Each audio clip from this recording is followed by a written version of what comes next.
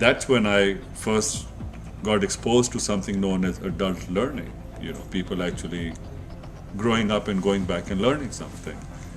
So when we moved to Pakistan, which was another story why we moved. When we moved here, my dad had a management consulting company. So he said, what do you want to do? And I said, I want to start a training division in this management consulting company. And he said, yeah, that's a great idea. So we ran other companies, but I ran this part as a baby. That was 1987 to 1997. Yeah, That and was then at the Gulfstone or no, that was called MA Associates. Ramiz Allawala? MA Muhammad Ahmed, yeah.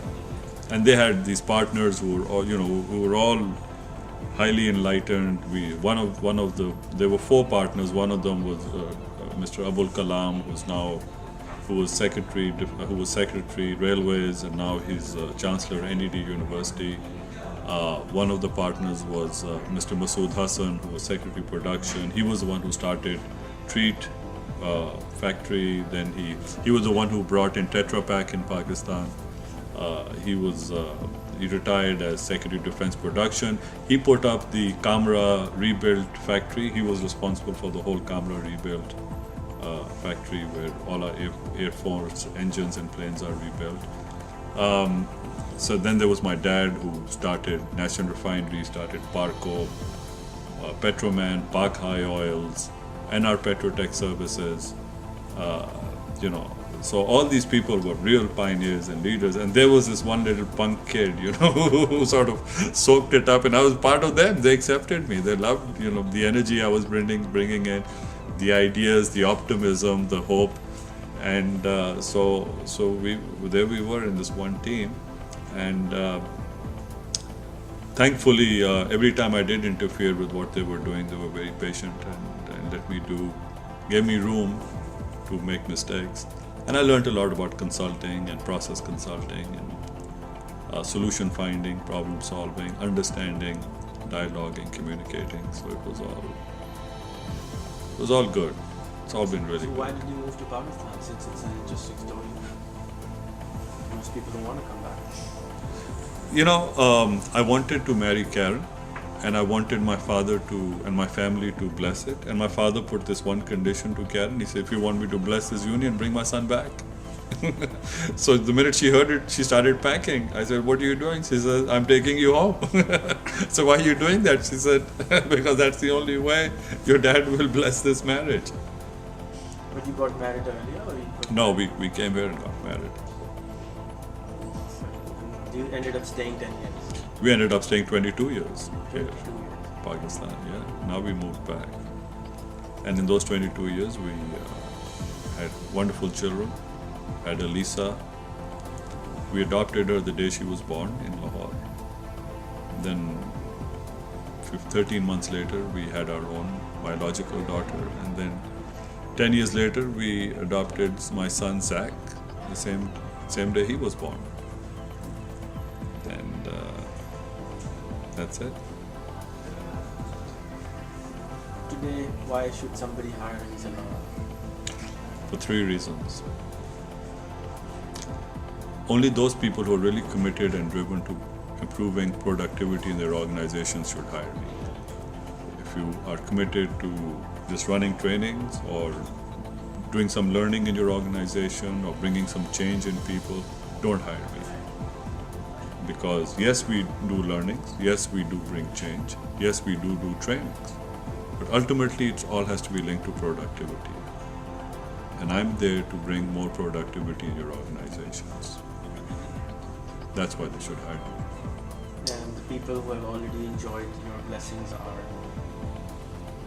who already have hired you for My clients? Yes. Oh, man, actually they haven't enjoyed my blessings, I've enjoyed theirs, because it's just been such a wonderful journey working with Mobilink, working with Angro Polymer, working with Habib Bank, working with Tapal Tea, a lot of the local brands, working with my own family brands, Atco Laboratories, for example. I work a lot with Saeed Allahwala.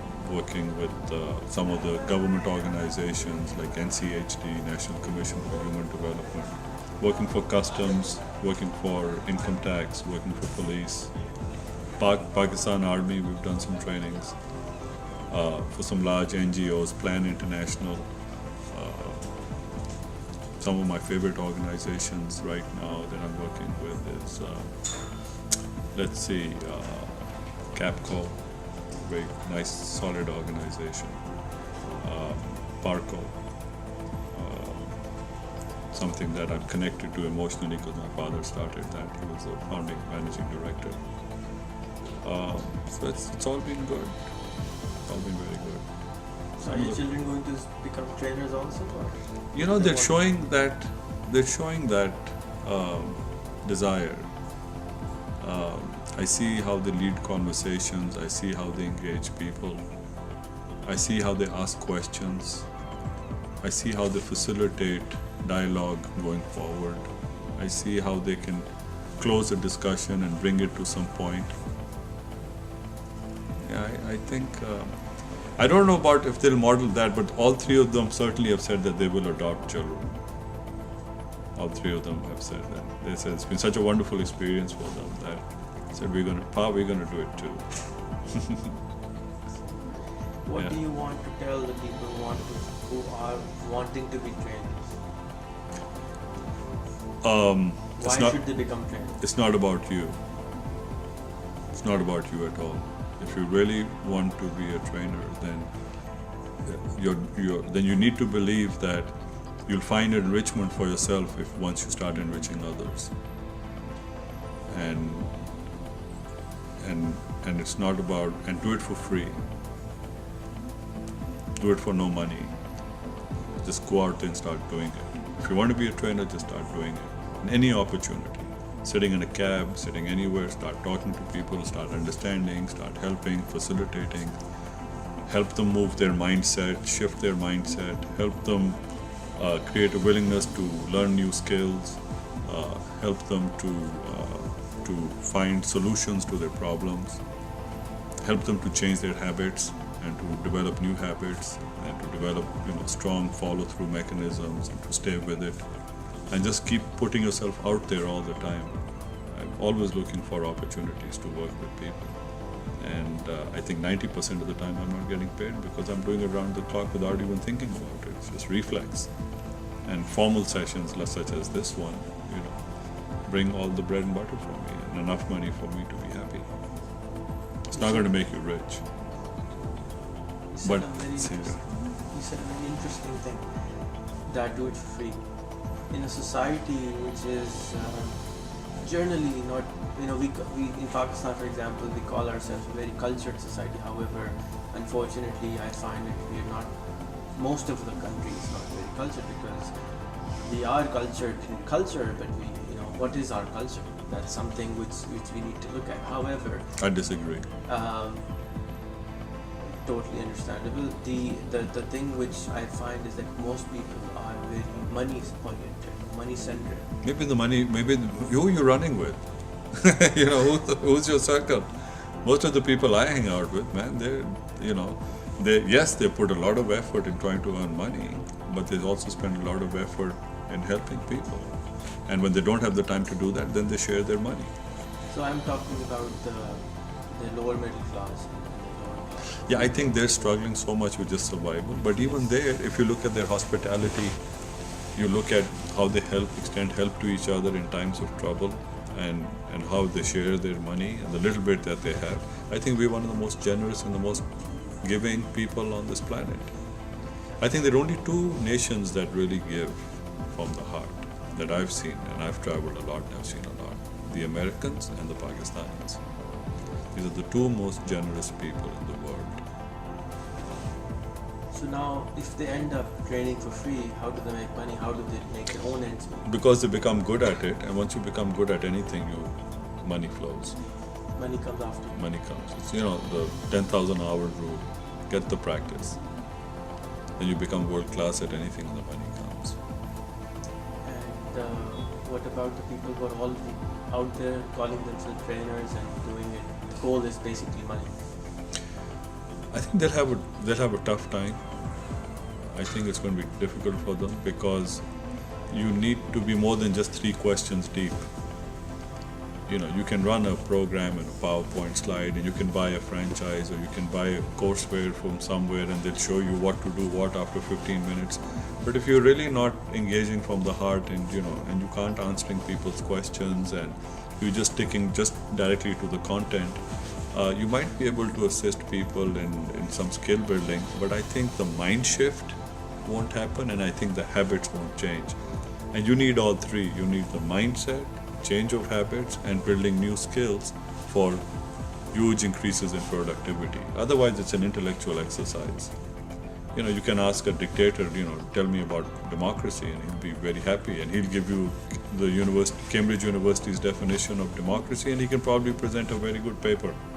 But is he really a Democrat? Can he really operate like a Democrat? Can he give an account of his actions? No. What message do you want to give to this country? Where do you see them at that point in time? I think this country has, and we were discussing it this morning, some of the most talented people in this world are right here. Manage that talent well. Don't kill your children. Don't put all that money in population control and birth control. Have your children and give them opportunities to learn, to develop, to be groomed, and manage it well. Raise them well, because even if we had no natural resources, this would be our biggest resource. Our trouble is we have so many natural resources, we just got lazy with this resource. So we landed up mismanaging our natural resources, and then we landed up mismanaging our human resources. I would have been far more grateful if we just had the human resources and no other natural resources. We probably would have come out like Japan. Anything else you want to add? I really I'm speechless. Well, I'm still full of speech, so we can keep it going, but we're seeing all these participants are coming back. So we need to start the program. It was an honor to be able to talk to you like this, and I hope a lot of people who are listening to this will also enjoy this like I did. Thank you so much. Well, thank you, because I admire what you're doing, and in the last couple of years, what you've achieved. We share the same last name, we are relations, so I just want to clarify to everybody that you might think, this is brother supporting brother, nepotism, and there's nothing wrong with it. But Rehan and I have recently re-established our connections, and I think he's an amazing man. So thank you for giving me this opportunity. Thank you so much.